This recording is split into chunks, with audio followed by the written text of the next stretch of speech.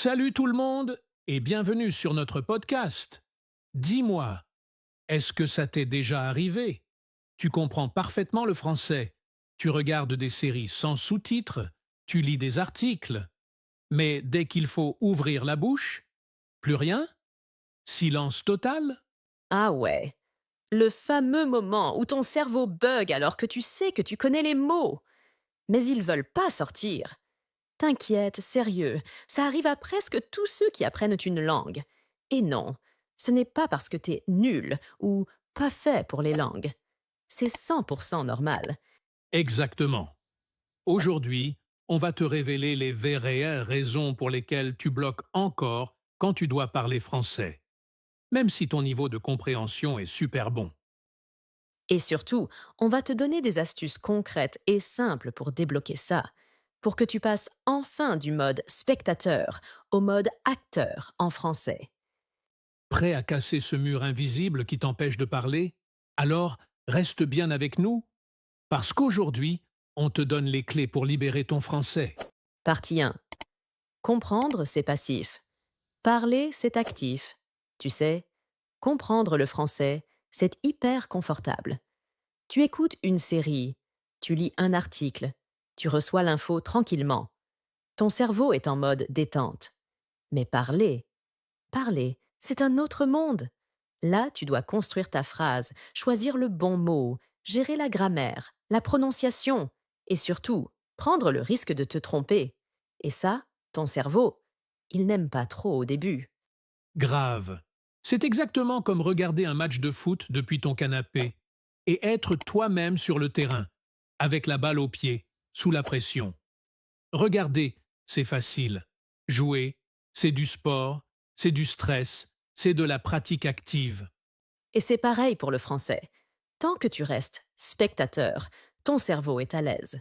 Mais dès que tu passes acteur, il panique un peu. Oh là là, je vais me tromper. Et si l'autre se moque de moi? Et si je cherche mes mots? Mais tu sais quoi? C'est justement en te lançant, en acceptant l'imperfection, que tu progresses pour de vrai. Parce qu'on ne devient pas bon en vélo en lisant un manuel, hein? C'est en tombant, en remontant, en essayant encore et encore. Dis-moi, Lily, tu savais faire du vélo juste en regardant les autres pédaler, toi? Mais non, évidemment. Voilà. C'est pareil pour parler français. Regardez, c'est pas suffisant. Faut monter sur le vélo et pédaler, même si tu tombes au début.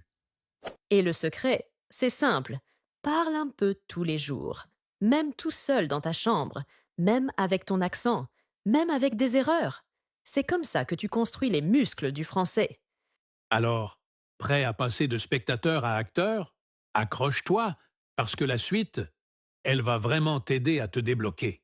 Franchement, dans 90% des cas, ce qui te bloque, ce n'est pas ton niveau de français, c'est ta peur. La peur de faire une erreur, la peur de paraître ridicule, la peur qu'on ne te comprenne pas. Grave. Tu connais les mots, tu sais ce que tu veux dire. Mais au moment de parler, il y a ce petit stress qui monte, ce doute, et ça te coupe complètement. C'est pas ta compétence qui te bloque, c'est ton mental. Et tu sais quoi? C'est totalement humain.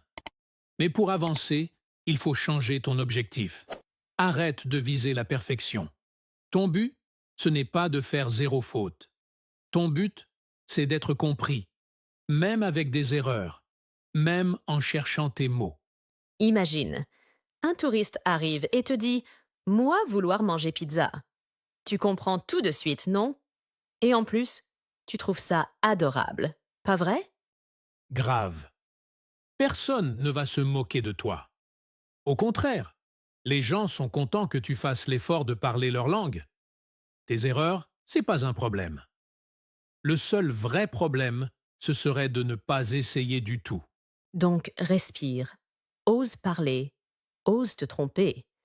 Chaque erreur te rapproche de la fluidité. Chaque tentative renforce ta confiance. N'attends pas d'être parfait pour ouvrir la bouche. Parle avec ton cœur. Parle avec tes moyens. Mais parle. C'est comme ça qu'on devient vraiment bilingue. Le vrai secret pour parler français facilement, ce n'est pas d'apprendre encore plus de mots, Ce n'est pas d'avoir un dictionnaire dans la tête. Le vrai secret, c'est d'automatiser ce que tu sais déjà.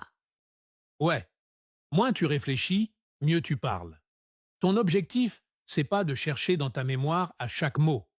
Ton objectif, c'est que certaines phrases sortent toutes seules, sans effort. C'est pour ça que les Français utilisent plein de petites expressions toutes faites. Parce que c'est rapide, c'est naturel, et surtout, ça évite de bloquer. Tiens, des exemples de blocs que tu dois absolument automatiser. Ça te dit. Component placement. Pas de souci. On y va. Zrenia. C'est clair. Tu les apprends, tu les répètes, et hop, ton cerveau les sortira tout seul en conversation. Imagine que ton cerveau soit une appli de messagerie. Plus t'as de raccourcis préenregistrés, plus tu réponds vite. Grave. C'est comme si, au lieu d'écrire chaque lettre une par une, tu cliquais direct sur la bonne réponse. C'est ça qu'on veut créer dans ton cerveau. Des réflexes automatiques, pas des dissertations de 15 lignes. Donc, au lieu de vouloir parler parfait, entraîne-toi à parler vite, avec les phrases que tu connais déjà. C'est 1000 fois plus efficace. Il y a un truc que beaucoup de gens sous-estiment. Écouter du français. Oui, mais quel français? Parce que franchement, si tu n'écoutes que du français scolaire, ultra propre, ultra lent, tu prépares ton oreille à un truc qui n'existe presque pas dans la vraie vie. Exactement. Le français de la rue, celui des séries, des conversations entre amis, c'est pas un français de manuel. C'est rapide, ça coupe les mots, ça utilise des expressions familières, des contractions. Et si ton oreille n'est pas habituée à ça, ben forcément, au moment de parler, tu bloques. C'est comme si tu apprenais à nager, uniquement en regardant des vidéos de piscine calme. Et le jour où tu vas à la mer, avec les vagues, le vent, tu paniques parce que tu t'attendais pas à ça. Carrément. Le français naturel, c'est vivant. Ça bouge, ça déborde parfois, ça saute des mots. Mais si tu t'exposes régulièrement à ça, même si tu comprends pas tout au début, ton cerveau va commencer à reconnaître les rythmes, les sons, les structures, sans même que tu t'en rendes compte. Et franchement, c'est pas compliqué à intégrer dans ta routine. Tu peux écouter des podcasts pendant que tu marches, mettre une série française en fond pendant que tu cuisines, ou même juste écouter des vidéos YouTube sans te mettre la pression de tout comprendre. Le but, c'est que ton oreille baigne dans le vrai français. Pas le français de la salle de classe, le français de la vie. Celui qui te permet, quand quelqu'un te parle vite dans la rue, de pas paniquer, de capter l'essentiel et de répondre naturellement. Donc, petit défi pour toi. Aujourd'hui, trouve un podcast ou une série française. Lance-le, même si tu piges que 50%. C'est pas grave. Ton cerveau travaille en silence et tu le prépares à parler sans avoir besoin de tout décortiquer mot par mot. Tu sais, beaucoup de gens se bloquent parce qu'ils attendent ce moment magique où ils parleront parfaitement français avant de commencer à parler. Mais entre nous, ce moment n'arrivera jamais si tu ne fais pas un truc super important. Accepter de parler de manière imparfaite au début. Oui, c'est tellement vrai. C'est comme si tu disais je commencerai à courir quand je pourrais faire un marathon. Ça n'a aucun sens. En langue, c'est pareil. Parler mal, faire des erreurs, hésiter, c'est pas un bug du système. C'est une étape normale, obligatoire, qu'on ne peut pas zapper. Exactement. Ce qu'il faut faire, c'est créer tous les jours des brouillons oraux.